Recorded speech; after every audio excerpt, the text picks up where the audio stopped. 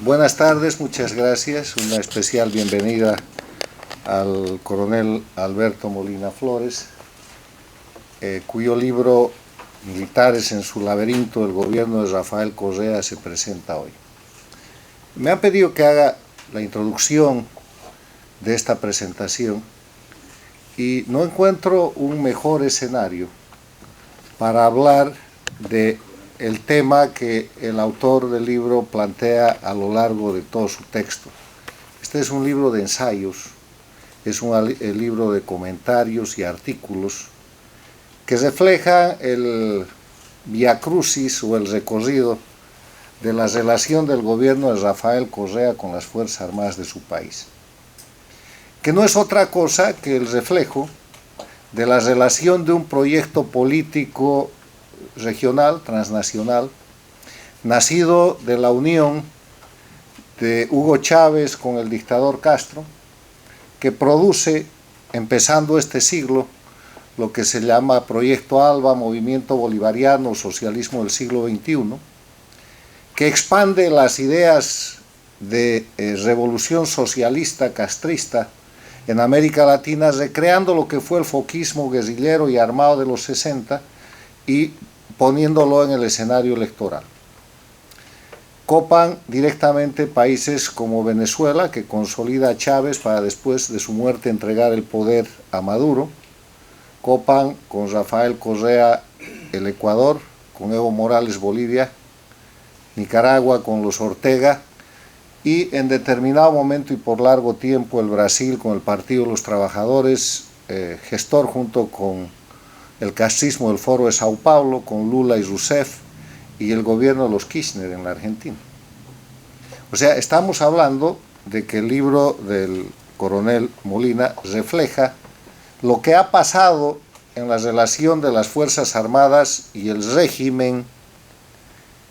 del socialismo del siglo XXI liderado por Rafael Correa. En ese contexto, permítame recordar que esta no es otra cosa que la cuestión fundamental que se ha planteado en diferentes momentos y en diferentes escenarios, y que yo llamé las Fuerzas Armadas de la Nación o las Fuerzas Armadas del régimen, que es la dualidad que se plantea entre las Fuerzas Armadas que se desempeñan en un sistema democrático y constitucional y aquellas que caen en la esfera de un proyecto dictatorial, autoritario, totalitario, concentrador del poder. Esa es una diferencia muy marcada, porque las Fuerzas Armadas en democracia tienen como esencia el cumplimiento y la defensa de la Constitución política del Estado. Por lo tanto, son parte de la institucionalidad democrática y su propio sistema de desempeño, desenvolvimiento y actuación está en el marco de esa institucionalidad. Todo se rige en función de los conceptos de legitimidad y de legalidad, que no es otra cosa que el Estado de Derecho. Recordemos que el Estado de Derecho es el elemento esencial de la democracia, por el cual ningún individuo puede estar por encima de la ley. El Estado de Derecho es el conjunto de garantías que se establecen para que todos los ciudadanos tengan como garantía y como límite la ley. En la otra mano, cuando hablamos de los regímenes dictatoriales del socialismo del siglo XXI, cuando hablamos de la dictadura más antigua de las Américas, el castrismo de Cuba, que fue precisamente salvado de su periodo especial y de su caída inminente con la llegada de Chávez, el dinero y el petróleo venezolano, que pudo recrear ese proyecto político y que expandió sus principios antidemocráticos a los países que he mencionado, los elementos son totalmente diferentes a los de la democracia. En lugar de democracia tenemos concentración del poder, dictadura. Dictadura que quiere decir no necesariamente un gobierno militar, aunque llegan a eso, porque estamos acostumbrados a las dictaduras de los 70, que en el marco de la Guerra Fría existían, ya sean de derecha o de izquierda en América Latina. La dictadura del socialismo del siglo XXI, como bien lo ha descrito un gran autor ecuatoriano, precisamente el expresidente Osvaldo Hurtado, se genera cuando presidentes que llegan al poder electos por voto y en el marco de la democracia empiezan a alterar la institucionalidad, cambian las constituciones, cambian las leyes y a través de sucesivos golpes de Estado blandos hacen desaparecer precisamente los elementos de la democracia. Hacen desaparecer la defensa de los derechos humanos y los derechos fundamentales, manipulan el sistema electoral para permanecer indefinidamente en el poder, alteran la situación del Estado de Derecho porque ellos se constituyen en la ley, y en el Ecuador, ya que estamos hablando de este país por el libro, han visto ustedes a Correa en sus sabatinas, en sus conferencias de prensa, dando órdenes de lo que tenía que suceder para que después fiscales, jueces, legisladores, los otros poderes del Estado llamados a controlar y llamados a ejercer el equilibrio de poderes, los check and balances, los frenos y contrapesos, cumplan lo que el autócrata, el dictador del socialismo del siglo XXI había dictado. Cosa parecida sucedió con Chávez, pero en repetidas ocasiones en Venezuela, con Evo Morales en Bolivia y con los Ortega en Nicaragua. Estas dictaduras del socialismo del siglo XXI, frente a la institucionalidad que es característica de la democracia en el tema de las Fuerzas Armadas, tienen el concepto y el principio de manipulación. Ellos necesitan fuerzas armadas que sean obsecuentes al régimen y que sean obedientes al régimen, que respondan, en lugar de responder a la Constitución y al principio de Estado de Derecho, que respondan al proyecto político del régimen, que en el caso del socialismo del siglo XXI o Proyecto ALBA es un proyecto autoproclamado antiimperialista, antinorteamericano, que plantean eso como una reivindicación objetiva que los ha llevado inclusive, como explicaré más adelante, a crear la Escuela Militar del ALBA, donde todas estas fuerzas armadas de los países del eje castrista del socialismo del siglo XXI entrenan sus oficiales en Santa Cruz, Bolivia. El régimen dictatorial del socialismo del siglo XXI suplanta el concepto de Estado de Derecho por el concepto de opresión. Por eso estos países, Ecuador, Bolivia, Nicaragua, Cuba, qué decir, y Venezuela, tienen presos políticos, tienen perseguidos políticos y tienen exiliados políticos. Por eso no hay garantía y el Poder Judicial se convierte en un instrumento más bien en el instrumento principal de persecución política con el objetivo de amedrentar y asustar a la ciudadanía y de castigar a la gente que no haya sido obediente con el régimen. Y en el Ecuador, como lo describe en algunos de sus artículos y ensayos el libro del coronel Molina Flores, no ha habido excepción. En Bolivia y en Venezuela se han encarcelado militares, se han enjuiciado militares y lo mismo ha sucedido en el Ecuador. Y no porque hayan incumplido normas o reglas, sino simplemente porque no han acatado la voluntad del régimen como quería el régimen, y de esa manera tenemos presos políticos militares en Bolivia, en el Ecuador, perseguidos políticos militares en Venezuela, en Bolivia, en Ecuador, y exiliados políticos militares de las Fuerzas Armadas, que en un momento fueron Fuerzas Armadas de la Nación y que hoy día son Fuerzas Armadas del régimen. Con ese marco de descripción de la realidad objetiva y de los principios fundamentales que ilustran la cuestión política, tengo que reafirmar que en las Américas hay dos clases de Fuerzas Armadas que obedecen a las dos Américas que tenemos. Hay una América democrática que está fundada en el Estado de Derecho, en la división e independencia de poderes, en la alternancia en el poder, en la previsibilidad, y hay otra América conformada por la Cuba castrista, por Venezuela, por Ecuador, por Bolivia y por Nicaragua, donde los gobernantes son indefinidos prácticamente, se manipula el Estado de Derecho, hay persecución política, hay exilio político, no hay libertad de prensa. Hay situaciones como la que se acaba de generar en el Ecuador, donde la sospecha del fraude electoral rebasa los límites de lo tolerable y donde ha sido el régimen el que ha impuesto con un fraude electoral bochornoso el gobierno que ahora trata de ser diferente al de su predecesor. En ese marco de referencia, estas dos Américas, estos dos tipos de Fuerzas Armadas, son las Fuerzas Armadas de la Nación o del Estado o de la democracia, y las Fuerzas Armadas del régimen, de la dictadura o del jefe. Yo creo que el Ecuador, para ser justos con lo que ha pasado en lo que va de la historia de este siglo, es la dictadura del socialismo del siglo XXI en la que mejor se han preservado las Fuerzas Armadas. Las Fuerzas Armadas del Ecuador, en comparación con las de Venezuela, qué decir con las de Cuba, qué decir con las de Bolivia, con las de Nicaragua, mantienen un nivel importantísimo de institucionalidad, y un botón de muestra es la necesidad que tuvo Rafael Correa de destituir al comandante del ejército en el proceso entre la primera vuelta de las últimas elecciones y la segunda vuelta, para garantizarse el fraude electoral. Porque en la primera vuelta electoral de las últimas elecciones habían sido las Fuerzas Armadas las que denunciaron la existencia y la manipulación del fraude, y las que impidieron un triunfo, entre comillas, con fraude electoral, del correísmo, de la dictadura del socialismo del siglo XXI ecuatoriana en la primera vuelta. De repente, el resultado de esa segunda vuelta, sujeto a toda sospecha y denunciado de fraude, que ha llevado a la presidencia a Lenín Moreno, hubiera sido diferente sin el cambio del comandante del ejército, que se produjo precisamente con ese propósito. Yo creo que en el Ecuador los niveles de institucionalidad, los niveles de preservación de la legalidad y de la legitimidad de las Fuerzas Armadas son los más altos dentro de las Fuerzas Armadas del socialismo del siglo XXI,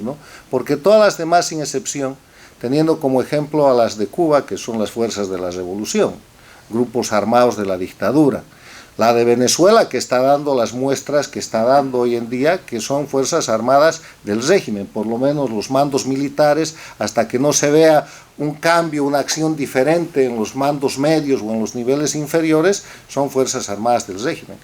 En Bolivia sucede exactamente lo mismo, y ni qué decir en Nicaragua, donde a partir del movimiento sandinista han prácticamente copado estas Fuerzas Armadas. El tema es que las Fuerzas Armadas de las dictaduras del socialismo del siglo XXI, que no tienen institucionalidad, que no respetan el Estado de Derecho, que están politizadas, han dejado de observar los principios que sí rigen en las Fuerzas Armadas de la democracia. Las Fuerzas Armadas de la democracia se rigen por la no politización, por el orden del mérito en el ascenso. Hay un sistema de méritos, de meritocracia militar, concursos, con instrucción, con ascensos, como mandan la Constitución Política del Estado y la Ley Orgánica de las Fuerzas Armadas. Hay un orden de mérito, hay previsibilidad, hay transparencia y hay rendición de cuentas, como tiene que haber en todo sistema democrático, porque las Fuerzas Armadas son parte de la democracia. Son una institución fundamental de la democracia, son una institución que sirve del soporte a la democracia para la defensa del Estado, para la defensa de la soberanía nacional y, en caso de emergencia, para la defensa de la seguridad nacional. En el lado de las dictaduras sucede todo lo contrario. Ha desaparecido la no politización y son Fuerzas Armadas politizadas. Vemos cómo los mandos militares no están ya conformados por los generales o los almirantes que están en el orden de mérito del ascenso en los primeros grados de toda una larga carrera, desde el egreso en el colegio militar, las escuelas básicas, superiores, de Estado Mayor, de altos estudios, de ascenso hasta el grado de general, sino que son precisamente oficiales que eran parte de la mediocridad, que han sido rescatados por la política y que han sido puestos en un mando militar en el que van a ser obsecuentes, rompiendo con varias generaciones, rompiendo con la institucionalidad y rompiendo con lo que es la estructura del mando natural de este tipo de organización. Parte de eso es descrito en el libro del coronel Molina, y es lo que ha sucedido, les reitero, en Venezuela, en Bolivia, en Nicaragua y también en el Ecuador. Ustedes saben que el hombre más poderoso de las Fuerzas Armadas de Venezuela hoy día es el también diputado, también representante nacional Diosdado Cabello, que es su grado militar, teniente o capitán, y manda por encima de toda la estructura militar de generales, almirantes. Ese es el tipo de Fuerzas Armadas de la dictadura. Ustedes saben que el hombre más poderoso en las Fuerzas Armadas del régimen castrista es Raúl Castro, ¿Y qué escuela militar tiene, qué mérito tiene que no sea el haber formado parte del grupo que tomó el poder el año 59 y ser hermano del dictador, que le ha permitido suceder al dictador en esas funciones como si eso fuera una monarquía hereditaria? Entonces, esa es la diferencia. En las Fuerzas Armadas de la democracia, ustedes saben cuál es la próxima promoción, saben cuáles son los mejores alumnos, saben que el poder político tiene la competencia de escoger entre los mejores, pero que no va a poder escoger entre otra gente que no es esa, porque eso se llama institucionalidad. Y termino diciendo que las Fuerzas Armadas de los regímenes dictatoriales del socialismo del siglo XXI son, además de ser el brazo armado de las dictaduras, tienen la característica de la corrupción. Corrupción que también pone de relieve el autor en varios de sus ensayos, que se ve en todos estos países, en Cuba, en Venezuela, en Bolivia, en Ecuador, en Nicaragua. Corrupción lamentablemente vinculada al narcotráfico, vinculada al contrabando, vinculada al crimen, porque como las Fuerzas Armadas del socialismo del siglo XXI, con su escuela militar del ALBA y con su doctrina antiimperialista, están hechas para sostener al régimen, estos regímenes no democráticos, así como la democracia tiene como elemento esencial el Estado de Derecho, tienen el elemento esencial de la corrupción y la prebenda, porque no sobreviven sin corrupción y sin prebenda. Y esos altos mandos militares que están obsecuentemente sometidos a soportar al régimen dictatorial a como dé lugar, tienen que tener la compensación. Y ahí vemos los carteles con los cuales el mundo acusa a los militares y a los altos mandos venezolanos. Ahí vemos la penetración del narcotráfico en Bolivia. Ahí vemos al Ecuador convertido en un centro de tránsito, de transporte y de comercialización de la cocaína,